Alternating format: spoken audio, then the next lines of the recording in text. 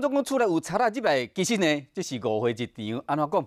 警方接到报案，对方讲啊，厝内有怪声，敢若有贼仔入来，甚至这个小姐惊啊，唔敢出门替警方开门。警方不得已呢，只好用电锯将门锯开。不过一个入门才发现讲，厝内根本无啥物歹图，发出怪声是啥物？是扫涂骹的机器人。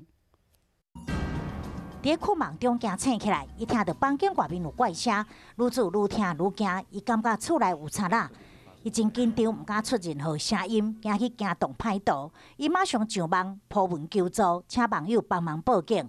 警方接到报案了后，赶到现场。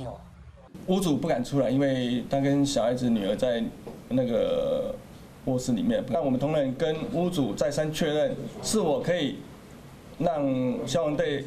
同仁破门，他是同意的。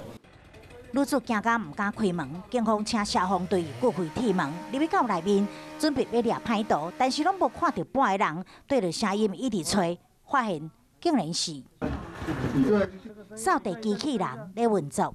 这个声音，你看一下，你看一下，没有人哎，没有人啊？扫地机器人啊。哦。哦。没有人啊。 好佳在只是虚惊一场，但是警方也是呼吁，厝内若是发现讲有异状，也是要冷静思考，警卡一考。